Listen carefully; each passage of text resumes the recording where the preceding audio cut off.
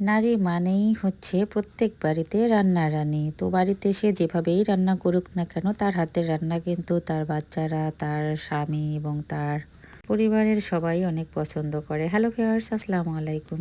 আপনারা আমার কথার সঙ্গে একমত কিনা আপুরা ভাইরা অবশ্যই কমেন্টসে জানাবে। তো আমার হাতের রান্না কিন্তু আমার বাচ্চারা, আমার হাজবেন্ড, আমার শাশুড়ি অনেক পছন্দ করে। তবে প্রতিদিনের রান্না যে একই রকম হবে সুস্বাদু তাও কিন্তু না। তো সকালবেলা ঘুম থেকে উঠে আজকে নানি আম্মাকে বললাম যে আজকে রুটি বানিয়ে খাও। গতকালকের ডাল অনেকগুলো রয়ে গিয়েছিল, তাই ডালগুলোর হচ্ছে গতি চাপাবো। তো এই জন্যই আমি নানি আম্মাকে বললাম যে আজকে রুটি বানিয়ে সকালবেলা ডাল দিয়ে খাই, আর তার সঙ্গে চা, আর পরে হচ্ছে দুপুরবেলার জন্য আমি রান্না বান্না করব। তো নানি আম্মা এক কথায় রাজি। আমি এই তো আটা কাওয়া করে দিলাম, আর নানি আম্মাকে সুন্দর একটার পর রুটি বেলে দিল। মাশাল্লাহ, এ বয়সে এসেও যে উনি এত সুন্দর হচ্ছে রুটি বানাতে পারে আমি তো দেখেই অবাক। আমি নিমিষে এতগুলো রুটি মনে হয় বানাতেই পারবো না, অনেক সময় লাগবে।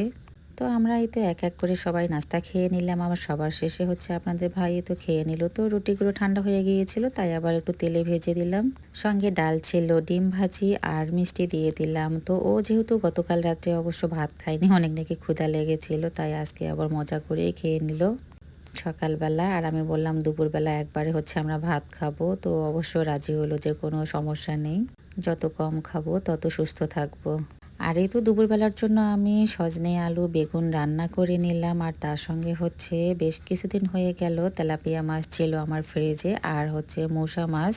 তো ওগুলো বের করে হচ্ছে এই তো একটু ফ্রাই করে নিলাম।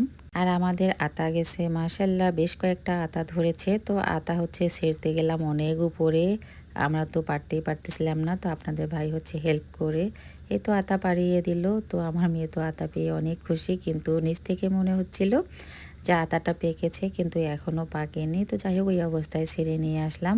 2-1 দিন থাকলেই হয়তো বা পেকে যাবে। আর এদিক দিয়ে ছেলের আবদার, ও হচ্ছে নুডলস খাবে। ও হচ্ছে যেহেতু ডে কেয়ারে যাচ্ছে, তা ওখানে নাকি হচ্ছে নুডলস খেয়েছে, অনেক মজা লেগেছে, নুডলসটা অনেক সুন্দর ঝরঝরে হয়েছিল। তো ঠিক আমি ওইভাবেই ওকে বানিয়ে দেওয়ার চেষ্টা করলাম। আর এদিক দিয়ে হচ্ছে রাতের জন্য এই তো আমার আয়োজন চলতেছে ডিম আলুর ডাল, তার সঙ্গে হচ্ছে ঢেঁড়স ভর্তা। আর রাতে আবার হচ্ছে আমার এক বড় ভাবি চলে আসছে সন্ধ্যার দিকে আর কি। উনি ভুরুঙ্গামারি থেকে আসলো রংপুরে ডাক্তার দেখানোর জন্য। তো ওই জন্য রাতেই সিম্পল রান্নাটাই করলাম, ডিম আলুর ডাল, আমাদের উত্তরবঙ্গের একটা হচ্ছে প্রিয় তরকারি। মোটামুটি আমার পরিবারের সবাই অনেক পছন্দ করে। আর তার সঙ্গে হচ্ছে একটু ঝাল ঝাল করে আমি ঢেঁড়স ভর্তা করলাম, বেশ কিছুদিন থেকে আমার খুব খেতে ইচ্ছে করেছিল। আর আলুর ডালের সঙ্গে একটা ভর্তা ভাজি থাকলে কিন্তু খাওয়াটা একেবারে জমে যায়।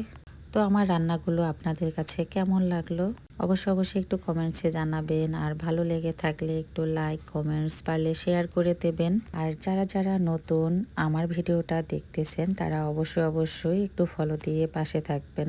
সবাই ভালো থাকবেন, সুস্থ থাকবেন। শুভরাত্রি। আল্লাহ।